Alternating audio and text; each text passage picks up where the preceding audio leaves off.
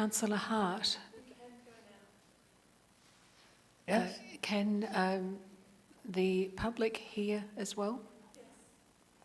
Thank you. She's just gone out the room. I will dash her around to her computer. Okay. Right. Welcome everybody. I would also like to welcome our viewers at home who are watching the meeting via the live stream on the Shire's website. Our public gallery ought to be aware that you will be seen on the live stream viewing as well. Hello, everybody. Hello. Availability of agendas and minutes will be through the Shire of 2J's website.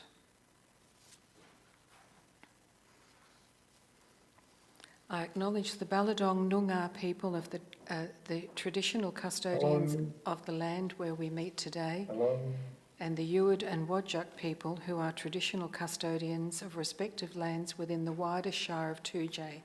I pay my respects to their elders, past, present and emerging. Excuse me, Madam President. Councillor McEwen, can you hear us?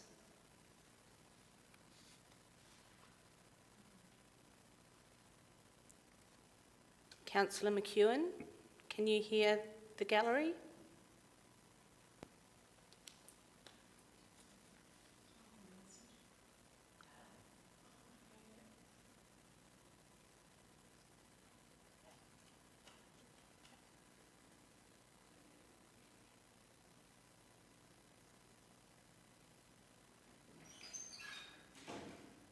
Apologies everyone, we're just having another technical slight glitch.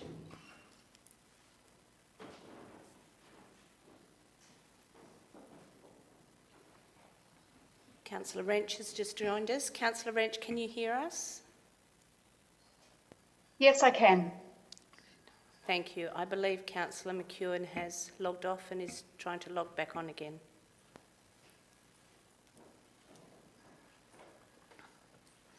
Right, records of attendance. In the chamber we have Councillors Pearce and Dury, and online we have Councillor McCormick, Councillor Hart, Councillor Wrench and Councillor McEwen, who's experiencing technical difficulties at the moment, but I'm sure that'll be ironed out. And the Shire President, Councillor Madachi, is on a leave of absence.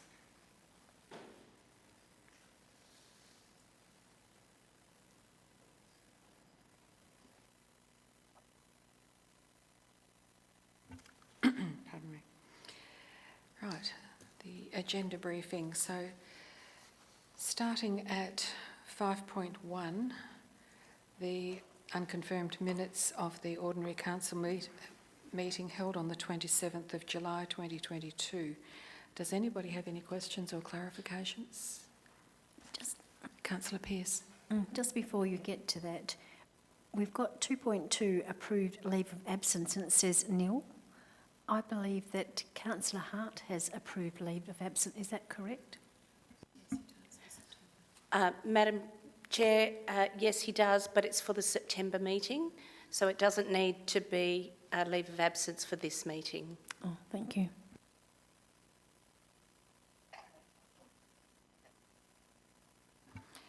Right, so no questions or clarifications on the July minutes? No? Councillor Dury did send an email that she mentioned that with the dog application that with the wearing of the collars that the hair should have been shaved, but that didn't appear to be in the minutes. So would she like to discuss that? No, thank you, Councillor Pearce. Councillor Pearce has said exactly, we did speak about that subject and asked for the collars to be the next to be shaved to make sure that the dog barking collars worked more effectively for barking nuisance. Madam Chair, that can be brought up as an amendment to the minutes before they're approved. Thank you, Madam CEO. So, 5.2, the unconfirmed minutes of the special council meeting held on the 10th of August. Does anybody have any questions regarding that? No. 5.3. Okay, that's the notes of this agenda briefing, so we'll deal with those next week. Okay, there are no public questions. Sorry, I missed that. Okay. 9.1.1, draft local planning policy for dams. Does anybody have any questions or clarifications? Yes, I do. Councillor Hart, yes, thank you. Okay. It refers to the attachments, page one of the attachments. I'm suggesting or asking, should the words Shire of be added so as to read dams within the Shire of 2, Jane?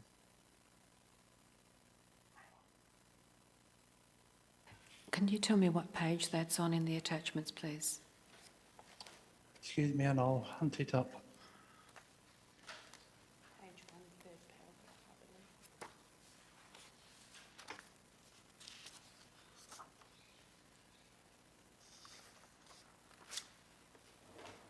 Hello. Yes, yes. Thank you. So in the attachments that I have, it's page 1 of the document, page 4 of the actual attachments. So and it's the third paragraph. Yeah.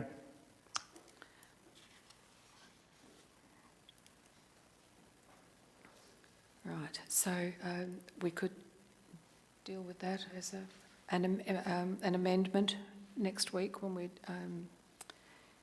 doing the officer's recommendation. Madam Chair, that can be considered a typographical amendment and will be amended prior to publication. That make life easier. Councillor McEwen, can you hear us now?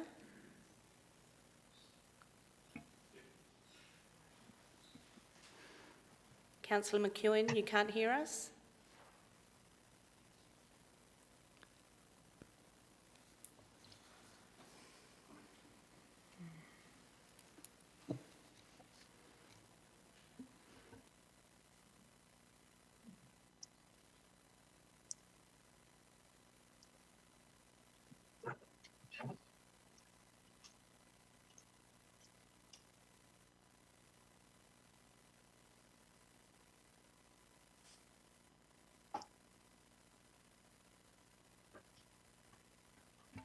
Councillor Hart, was there any other item that you wanted to discuss? Not on 9.1.1, thanks. Okay, thank you. Councillor Pearce. Last week when we were talking, Hugo mentioned that he received some correspondence back from the submissions from the department, and there were 2 paragraphs that needed to be put in. Will that be brought up as an amendment at next week's OCM, and who will add those 2 paragraphs?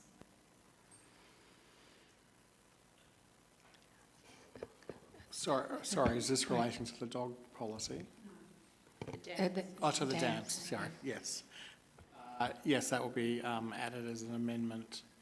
I believe I've actually... please, I'll take that on notice and I'll update you at the, later on this week regarding that. Sorry, I wasn't prepared for that question. Just the reason is that, is it moved as an amendment by the council or by the officer?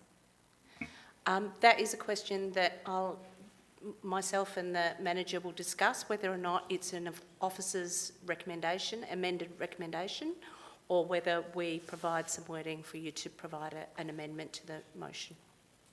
Thank you. Sorry, I do recall what it's about. It's to do with whether we are going to be allowing some exemptions, and also to talk about the compliance, and they've been added to the policy, which will be taken up for final approval at the meeting. So sorry about that. I was just trying to think. I've looked at so many different things today. So yes, I have actually added them to the policy. Yep.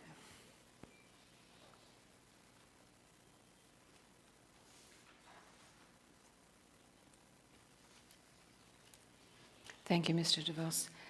Any further questions regarding 9.1.1, the dams policy? No? Okay, let's move along to 9.1.2, draft dogs policy. Member who just entered into the gallery, could you please sign the register?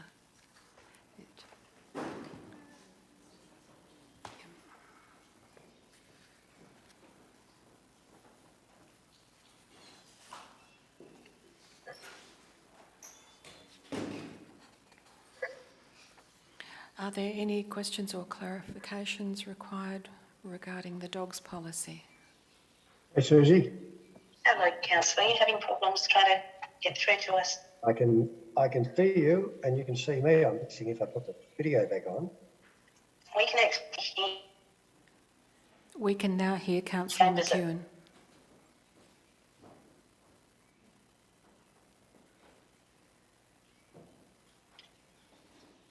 Have I got it muted now? Yes, I think so. But you can't hear it.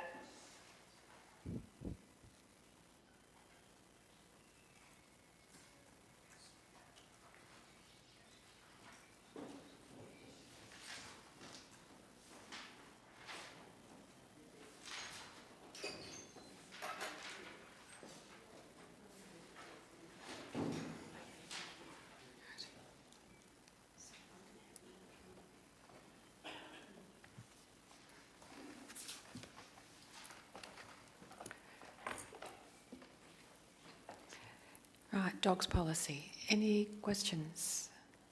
Councillor Pearce. I did send some questions for clarification, and I would just like to know how will that be? I'm looking at the policy now, and they haven't been added. So how will those, it refers to that we passed a resolution to include some sections into the dog policy, and they haven't been included. So I would just like to know how that will go about adding those pieces. Thank you, Councillor. I do apologise about that. I think it was just a version control. We were looking at two different documents at the time, and one got edited and didn't get passed on. So I've had a look at it. I've made those necessary changes and have forwarded that document.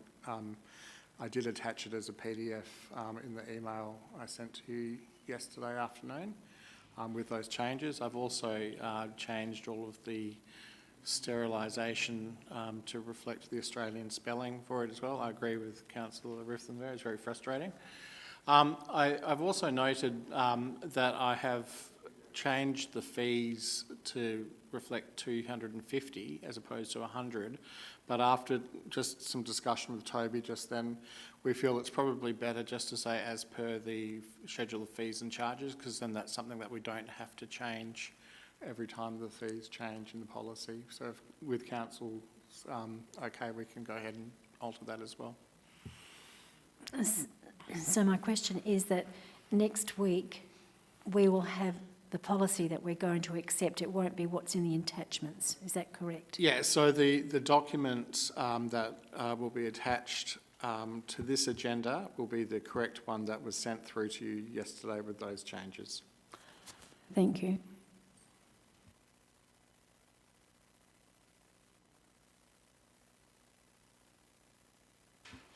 Any other questions?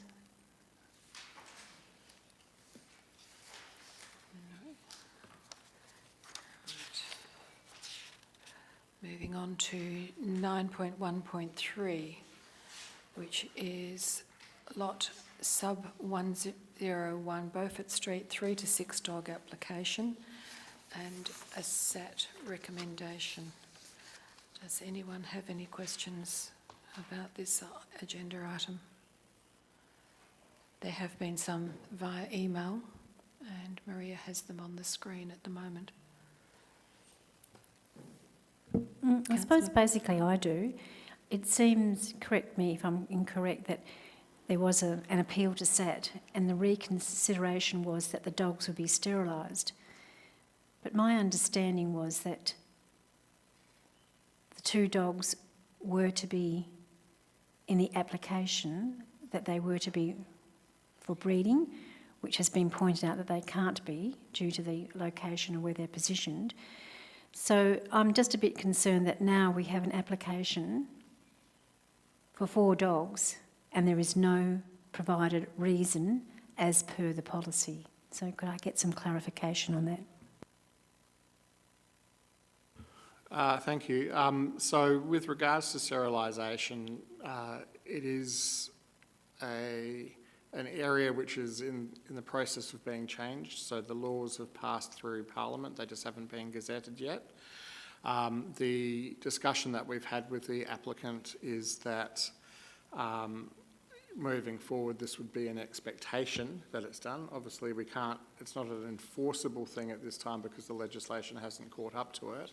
So we can condition the approval to say sterilisation in keeping with the prevailing state legislation at the time, and then we can put in an advice note into the determination to say that the Shire advises that the dogs are to be sterilised within 21 days, and also note within that advice note that the legislation is due to change and it will soon become mandatory for dogs to be sterilised anyway. So it's just a matter of time before it's going to happen.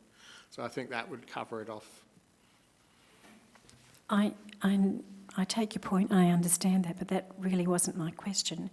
My question was that in our 3 to 6 dogs policy, there has to be provided in the application a reason for keeping 4 dogs, and I cannot see in the application that there is a reason that the applicant has given to keep the 4 dogs.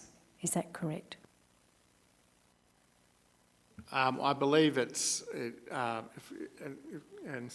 I could stand corrected, Toby, it is a compassionate reason that they do have the additional dogs on the property, and that they were thinking of breeding them. Is that correct or not?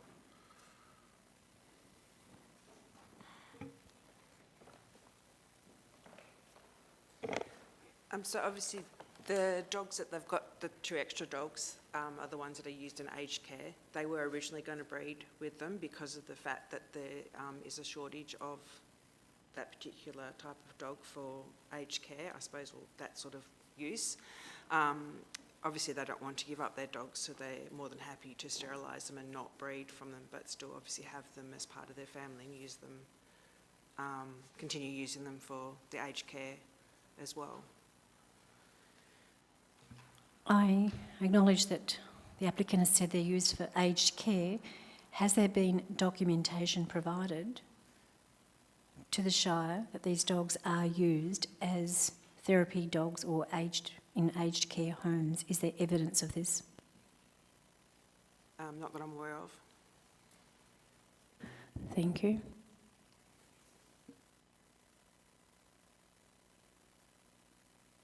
I have a question, and it's a more general one rather than just this item. Once the dog legislation is enacted, what happens with all of the unsterilised dogs in 2J? I mean, it'll be statewide, but how do we go back and deal with that? I think the best way would be to do an educational campaign for the community. So we will be given some advance warning of the gazettal, and then we can actually put information up on the website, in the newspaper, and provide information sessions as much as possible. That would be the first step. And then obviously it would be done on a as-need basis through the application process to enforce it that way as well. But you wouldn't be able to really go door knocking on places and drag dogs out to get them sterilised, but we could probably have an amnesty or try and assist the community as much as possible by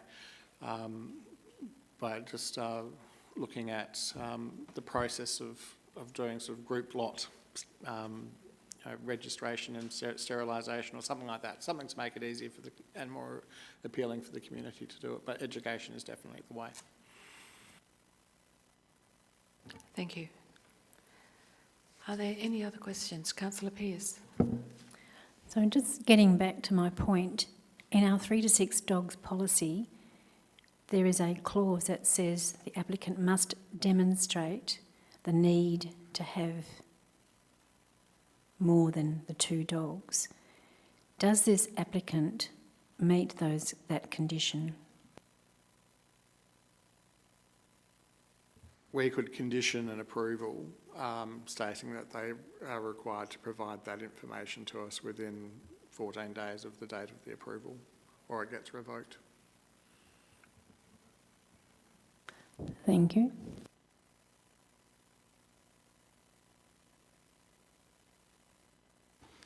So, would these dogs be registered as sterilised or unsterilised? If I may defer to the Ranger, Cooper, please. Sorry, my question was, if this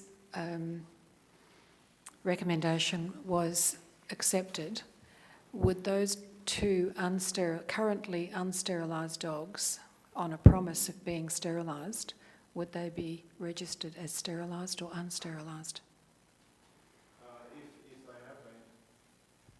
If they are sterilised, then they would be registered as sterilised. Yeah, they'd need to be registered as sterilised. Yeah, I'm not really sure if I understand the question.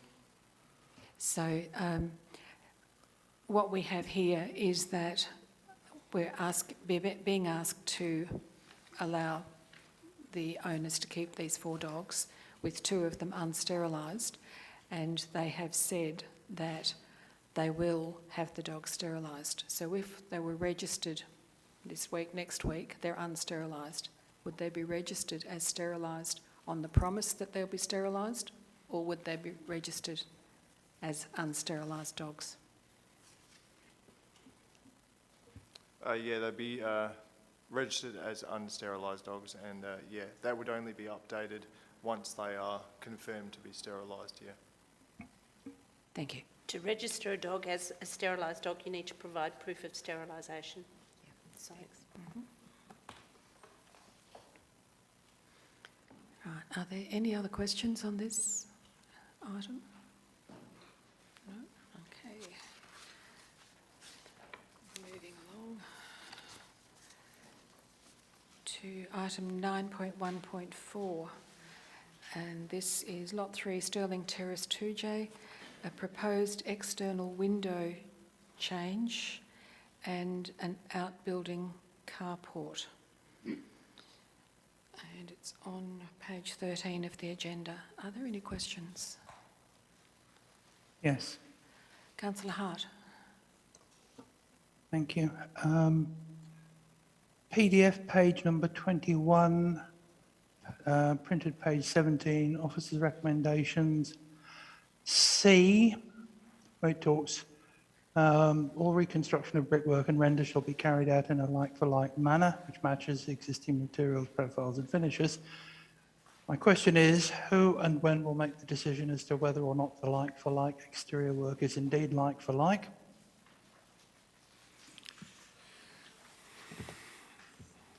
I can answer. Councillor Hart, thank you. I have answered the question. So the application is referred under statutory requirements to the Heritage Council WA. They assess the plans and would make the call. So if in their opinion what's being provided in the plans is not considered like for like, they would certainly inform us. Thank you for that.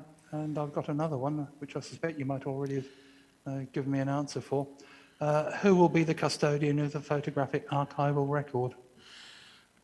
Thank you. So once again, the Shire of 2J generally would be the custodian, and we generally when we are referring through matters through to the Heritage Council, they want to be updated on any changes to approvals and so on. So we would also, as a matter of courtesy, forward those digital images through to the Heritage Council. Thank you. Are there any other questions on this item? Yes. Councillor Pearce, yes. Just further to what Councillor Hart said, the custodial of this photographic archival record, shall we, in the officer's recommendation number D, it says a photographic record shall be made according to the guide. Would it be advisable to say where this record is actually stored or sent to, so that we do know as where it needs to go to? Does there need to be an amendment for that effect?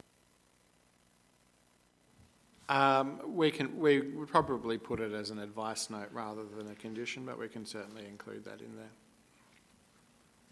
So if it was an advice note, where would that be included? Well, we can put the advice note as part of the officer recommendation. Okay. And that can be a amendment to the recommendation at the time of the meeting. Thank you.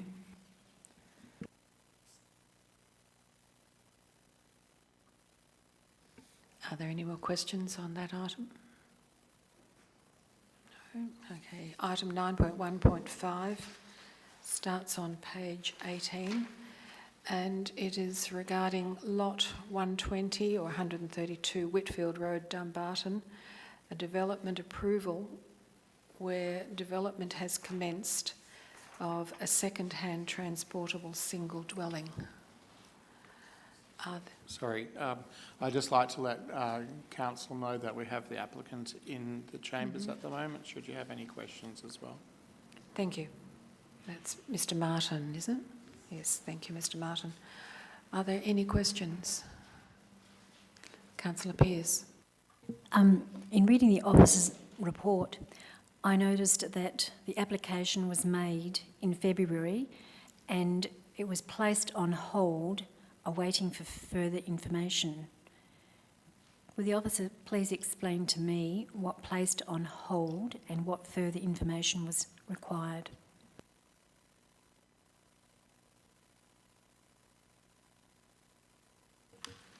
The information I requested was, I noticed that it was a second-hand dwelling, so I asked for engineer's report,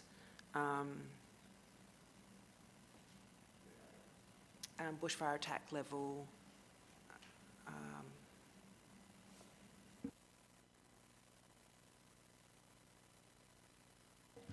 elevations and site plan. So then I've noticed that in the officer's report that this information was required, and did the applicant not hold and place the transportable on the property before this information was provided and acted upon? Yes, that's correct. My next question is that we have a policy, we have many policies which require certain conditions to be met. One of the conditions to be met in this policy is the floor area space, which is considerably less than what's in our policy. Can the officer please explain, is this of significant importance that the floor area is less than what our policy is, and what effect does this have on having a transportable with a lot less of the required floor space have upon our community?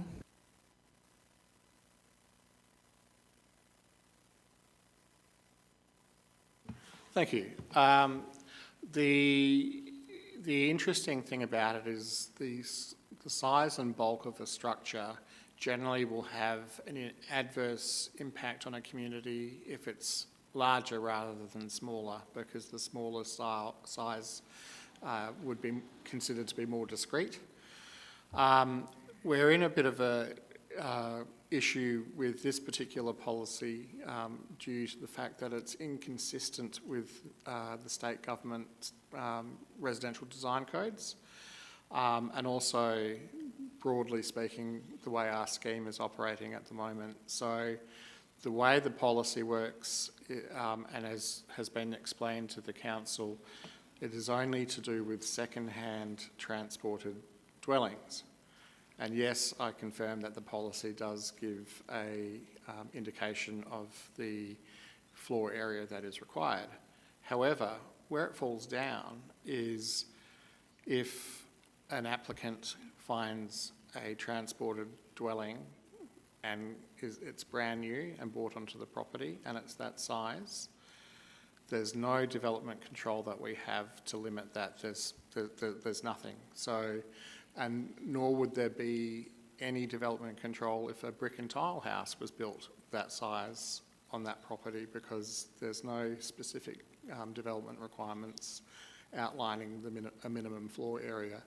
So from that point of view, the policy is actually not only inconsistent, but it's would be considered unfair and unreasonable as well, given that there are no other constraints for other types of properties as well. So the best way moving forward is we have a look at how we can improve the outcome of having that property, that structure on the property, through improving the facades or any improvement to roof pitch, to have a better planning outcome for the amenity of the area.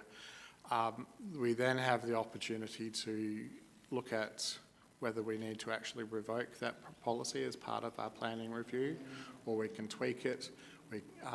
And if we were to tweak it and council chooses that it does want to continue to have development controls in place, then we would need to make sure that whatever changes we have in place are consistent with state planning policy as well, because whenever we have inconsistencies, the state planning policy will always override it. So the advice that we've received from the Department of Planning is, if the council were to refuse this policy, it would be very difficult for us to defend that position based on what I've outlined. Thank you, Hugo. So basically, it's the policy that is inconsistent and the policy doesn't work. Is that what you were saying? Yes, that's true. And I'd also like to stress that the council is not bound by the policy. It only needs to pay due regard. So there's nothing legally binding to the policy, and we can actually look at each scenario on its merits as long as we pay due regard to the intent of the policy, and I believe that the objectives are being met. I acknowledge that council is not bound by policy and council can be flexible. Perhaps you might expand on this. I have a concern that in a number of instances in the last few years, we have had retrospective applications due to people erecting, doing or whatever that doesn't follow either the state planning guides or our policies, and then a policy is an application is proceeded with retrospective. So my concern is, and if you could expand on this, is that what is the possibility that we now have a situation where our other policies, people do what they want to do and then retrospectively apply for consideration? Thank you. If Maria can just scroll down so I can see the next answer. Okay. What makes the fact that it is retrospective makes these types of applications much more complex to deal with. I'm sure council is just as frustrated as we are as officers to come across this. It occurs for many reasons. One, it could be just general ignorance of what the planning framework is and requirements that are out there, and other things is we find that applicants are under a lot of pressure in terms of time to try and get development or get contractors to work. I'm not saying that's excusable, I'm just saying that this is the thing that we're faced with. The issue we have primarily with planning is unless the type of land use that we have is listed as an X use in the scheme, which means that no application can be accepted for it, we have to allow natural justice to occur. Now, of course, we in the past have been very, I guess, accommodating is the word, and patient with the community by not going on a policy of infringing wildly and taking that course of action. Preferring to be more educational and helping of the community through these processes. Now the thing is if council makes a decision to refuse this application, if council chooses to infringe this applicant, or even just go down the path of prosecution, or if we do a directions notice to have the structure removed, the applicant has the right of appeal through the state planning, state administrative tribunal straight away. So we're back to that position of going through an appeals process. So we've actually, we recognise where they have the right through natural justice to apply.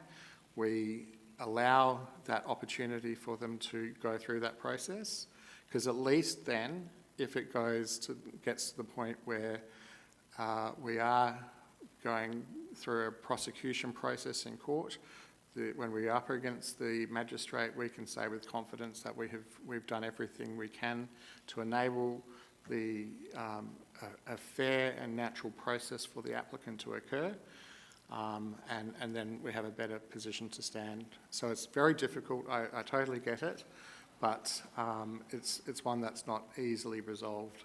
We could take a much harder line and then just go out and infringe and infringe and infringe and infringe, but I would venture that we would be up to our necks in challenges all the time, and we don't have the resourcing to go through that. So from a department point of view, whilst we recognise that they do have an opportunity to apply, because there is this discretionary aspect involved with it, and because it's not an outright X use in the scheme, we have to allow that process to occur.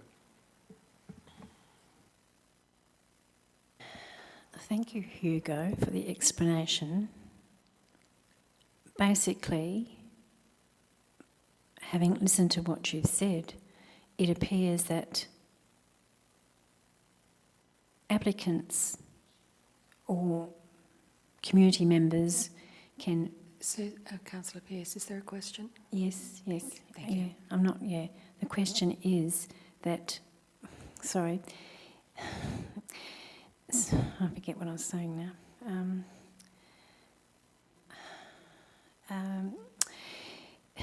So I've listened to what you've said. So my question is, so basically, with our policies, all our policies, is the situation that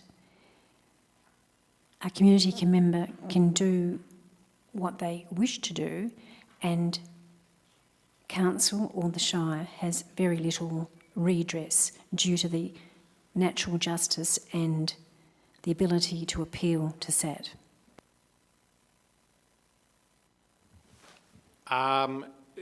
We have options to go through a legal process, but I acknowledge the limitations that we have with resources in terms of being able to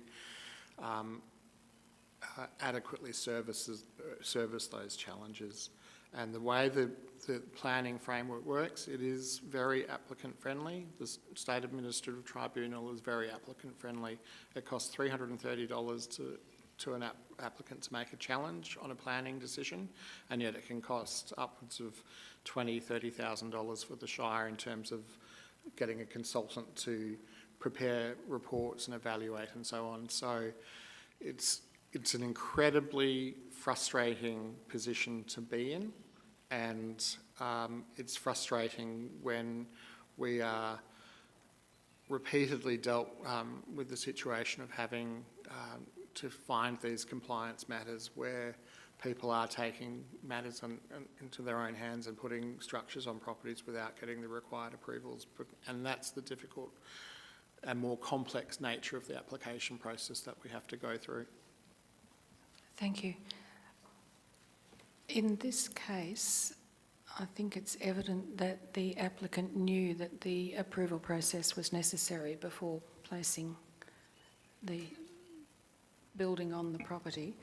So my question is, how much extra time is it, or officer time is involved in a retrospective approval versus an approval done before the building is situated? In terms of actual time, it is probably not incredibly onerous. I think it's the relationship between the Shire and the applicant is quite a different one, because there's a different level of emotion that's involved with it. If there's a structure already in place, it's harder to move or get rid of than if it's not actually in situ. So we have to treat it, obviously we have a process to go through. Quite often we'll find that an applicant will have spent $15,000, $20,000 on the structure and had it moved. So to them, it's money that they've lost, if we're going through that process. And I don't mean to say that that's a reason why we shouldn't refuse an application, but I'm just saying that that's one of the things that makes it more complex because of the change in circumstances. Councillor Pearce. I hope this is my last question. To the Manager of Planning and Infrastructure Development, can you please explain concisely what is the point of council policy when it appears that it can be challenged and retrospective things? Madam Chair, may I answer? Councillor, as you're aware, we're undergoing a huge policy review at the moment because we recognise the shortcomings of many of the Shire's policies. The point of policies is to support council's decisions so that and to provide guidelines to staff and council around how to make decisions. We acknowledge that this particular policy is by no means ideal and is currently being reviewed. However, council has an obligation to have due regard for the policy that exists at the moment, and that's what they need to consider when they're making this decision. Thank you very much. Are there any other questions? This particular policy is by no means ideal and is currently being reviewed. However, council has an obligation to have due regard for the... Thank you. Thank you. Just in case you didn't hear it the first time. Moving on to item 9.2.1, list of payments for July. Are there any questions?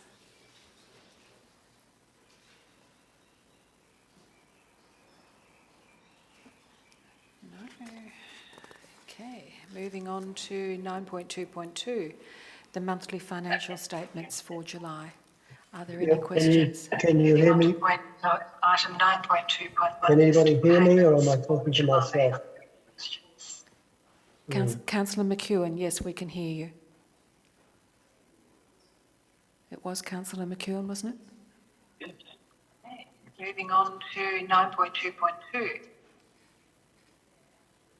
We have an echo.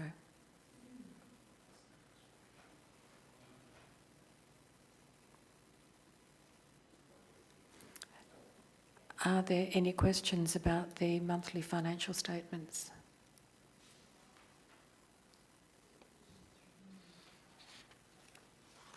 No? I'm not sure. Councillor McEwen, are you still there? He's not showing on the list of attendees. No.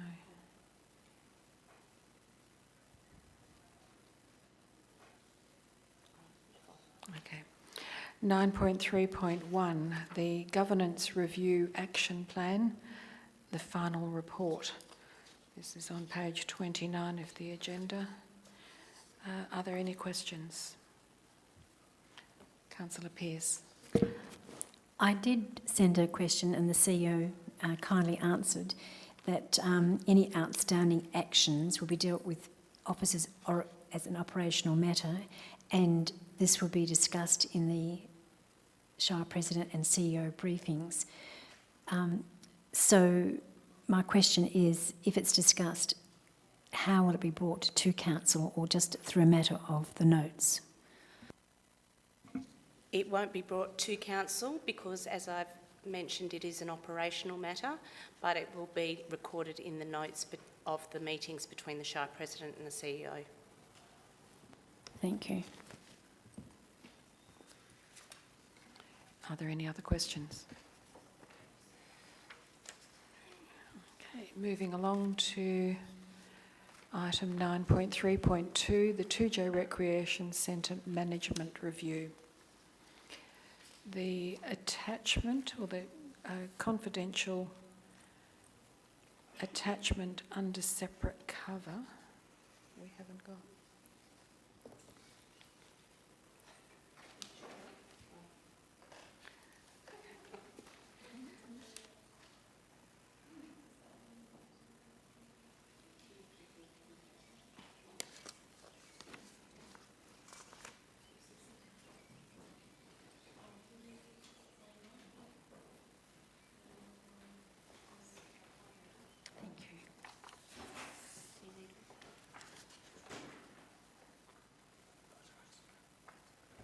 So councillors online, this is also available on the hub.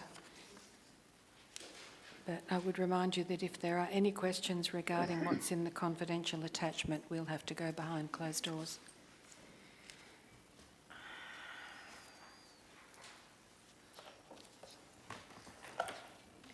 For councillors online, I've just passed out a hard copy of the confidential agenda, which you should have been able to access online. Thank you.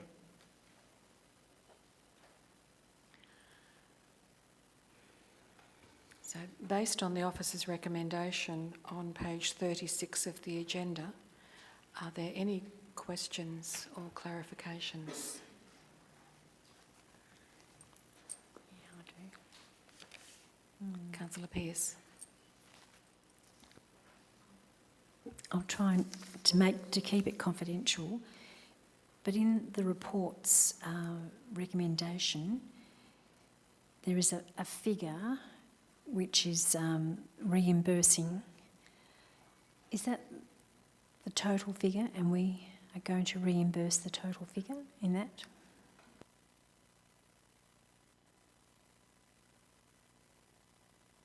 Manager of Corporate and Community, please.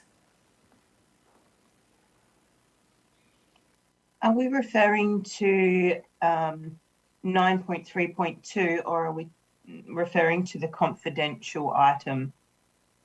I'm referring to the recommendations in the confidential item, which is point 1, where we agree to reimburse. Okay, so that's not this item, is it? Sorry, we're talking about the management review. Councillor, you're actually talking about item 14.1. The one that we're talking about at the moment is 9.3.2. No, you're right. I've passed out the confidential agenda, not the attachment. My apologies, that's what Maria gave me. You didn't give me the confidential attachment, you gave me the confidential agenda.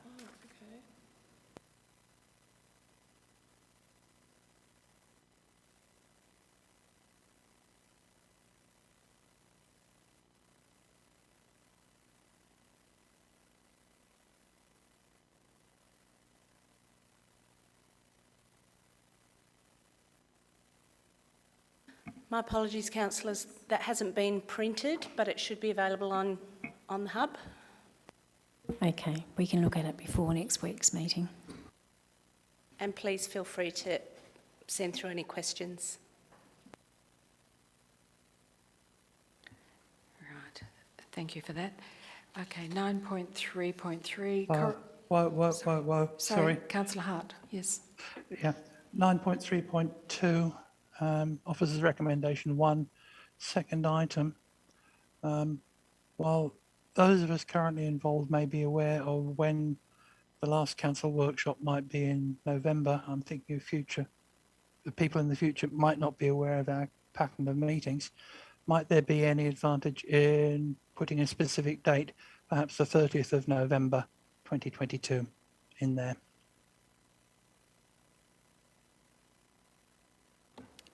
Yes, that's something that we could discuss next week as an amendment to the officer's recommendation. Thank you.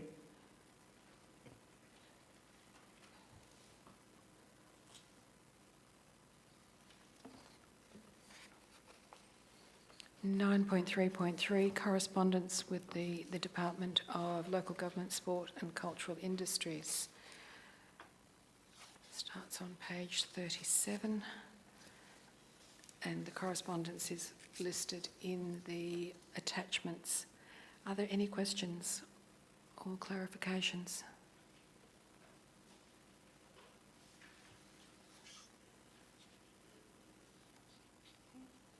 No.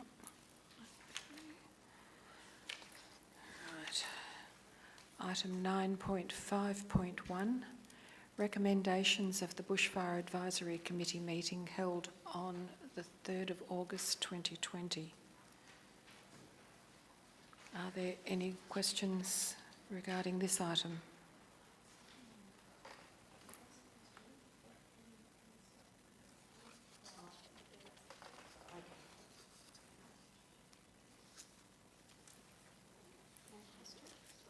No questions? Okay. Item 9.5.2. The Local Emergency Management Committee meeting items and recommendations, starting on page 48.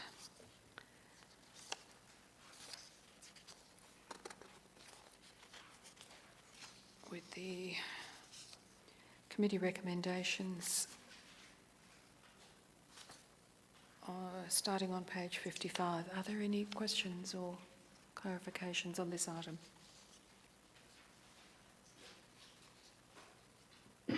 No? Good. Right. Item 14, which is confidential business.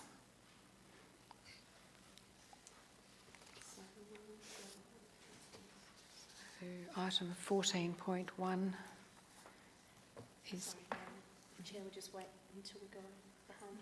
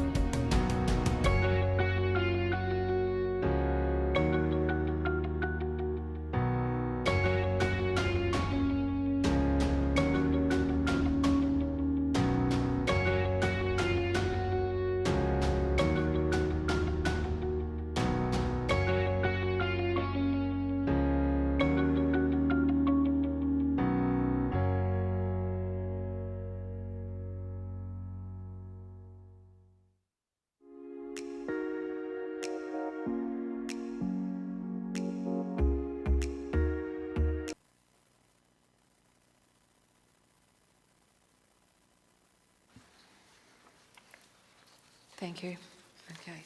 Now we have a late agenda item, and this is 9.3.4, and it's regarding voting delegates to the WALGA 2020 Annual General Meeting. 2022, beg your pardon.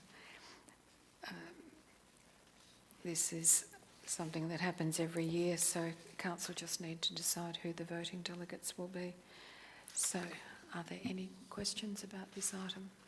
Madam Chair, the officer recommendation is as per previous years, where the voting delegates are recommended to be the Shire President and the Deputy Shire President, and then ask Council to nominate proxies. However, if Council was of a mind to change the nominations for the voting delegates, that is entirely up to them.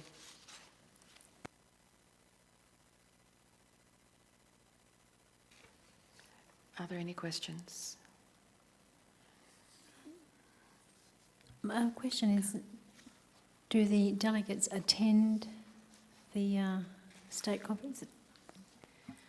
The delegates don't have to attend the convention, but they do have to attend the AGM if they wish to vote, and if they are unable to for some reason, then a proxy delegate can go.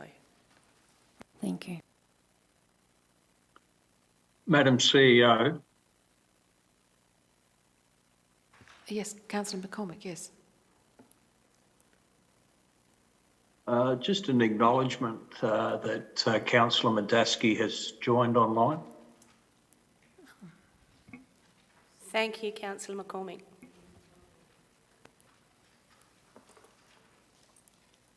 Hello, Councillor Madachi. She's mute, okay. Right, well, that completes. Councillor Durie. May I ask, with the proxy voting, do the people, like if I say I want to put down Susan for proxy, you ask them and they agree to do it, or is that the way we manage it? Yes, people aren't usually co-opted, they have to agree. That's what I thought, but you know, I just want to make sure of what's going on. Thank you. Thanks. Right, we have completed the agenda, so thank you everyone for taking part, and I declare this agenda briefing closed at 1:59 p.m. or 1:58.